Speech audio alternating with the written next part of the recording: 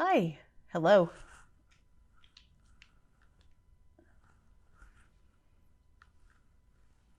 Hi, this is Sonia from An Enthusiastic Reader. I'm doing a tag video today. It's called Around the World in 8T Prompts, created by Mark at Book Time with Elvis.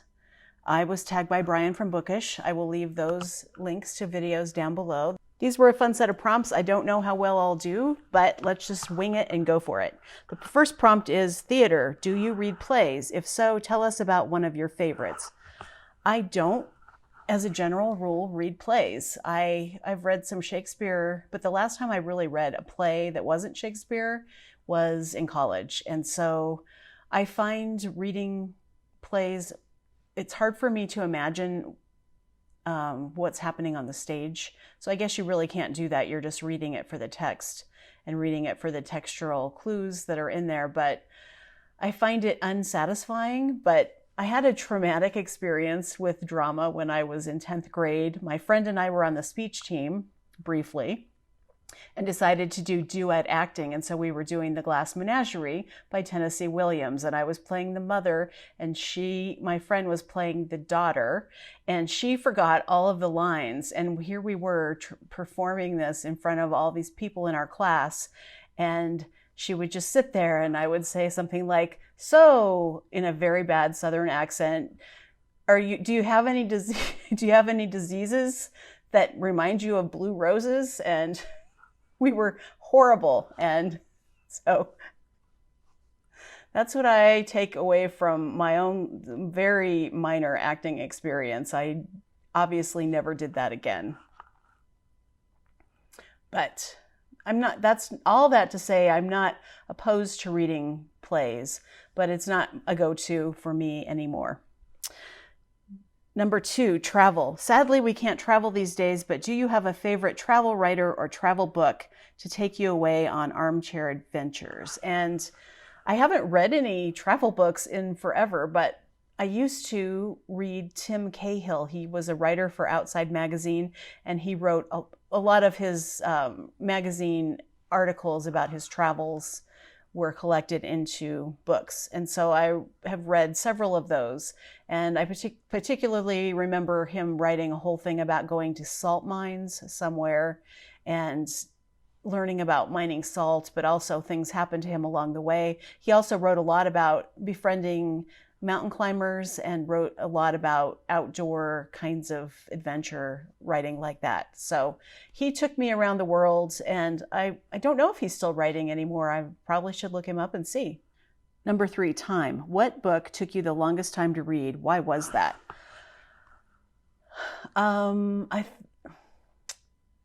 I think the book I want to give for this answer was J.G. Farrell's Troubles, and it took me several months to read. It was quite a long book, about 500 pages, and it was about a man, a British soldier after World War I, kind of shell-shocked, thinking that he's engaged to be married and to a woman in Ireland, and they had kind of a weird correspondence going on, and for some reason she thinks that they're engaged, so he goes to her dilapidated family hotel to kind of work things out and also recover after the war. And then he gets enmeshed in all of the things that are going on inside the hotel with her family that's falling apart. The hotel itself is falling apart, and then there are a lot of skirmishes and troubles between the Irish and the British. So he's on the British side in Ireland as things were escalating in terms of violence against the British people for occupying the country. Sorry, I kicked my camera. Number 4, and so just all that to say, that was a great book. And it just took me a while to read it because it was dense. And I took my time going through it chapter by chapter. Number 4, traditional fairy tales or nursery rhymes. What are some of your favorites, and what are some that you do not think are suitable for kids today? I am a person who doesn't believe that there aren't suitable fairy tales for children. I think I think they should be exposed to lots of different kinds of stories, and they'll retain what they can, or they'll understand what they understand, but you're planting seeds for future understanding and engagement by reading them things that might be a bit above their grasp of understanding. So we did have Grimm's fairy tales, I believe, and read them.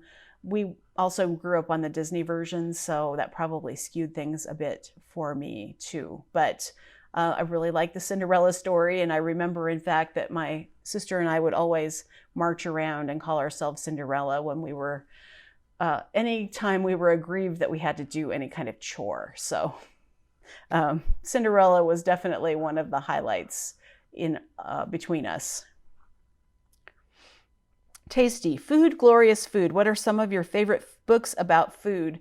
Babette's Feast is a great book about food. Isaac Denison was the writer, and it's all about a woman she goes to live in a very aesthetic, she goes to live and be a housekeeper for some very religious spinster sisters, I believe, and they deny themselves all pleasure. And she owned a restaurant in Paris during the war, and she wins the lottery and wins a sum of money. And the whole plot of the book is that she wants to make a feast for the community, even though they think all of the food is really decadent. They're very prim and proper and not at all excited about what's going to happen when she gives them all this food. And it's not a very long novel, but it's glorious and delightful. And the movie is also wonderful. Terrible. Who is a truly terrible, nasty, but memorable character that stands out for you? I'm going to read you this description. There I saw him lying on his back with his legs extended to I don't know where, gurglings taking place in his throat, stoppages in his nose, and his mouth open like a post office. Afterwards, I was attracted to him in very repulsion, and I couldn't help wandering in and out every half hour or so and taking another look at him. And this passage describes Uriah Heep in David Copperfield by Charles Dickens. Uriah Heep is really an awful, you can almost like feel the slime of his personality coming through his pores, and his obsequious and fawning behavior, and he's horrible. So Dickens did an excellent job creating a terrible villain in Uriah Heep. Back to my notes. Truth. The truth is often stranger than fiction, they say. Give us some examples of this from your extensive reading. My example for this particular prompt is Killers of the Flower Moon by David Grann. I never knew anything about the history of the Osage people finding oil in Oklahoma after they were exiled there, and then so they became very wealthy, and then they started being murdered one by one for their fortunes, and terrible things that happened to these people when they were just profiting off of, someone else's malfeasance. And the descriptions of the murders were very thorough, and they are making a movie out of it. But I thought it was a really good book that taught me something that was very strange, and the writing was great.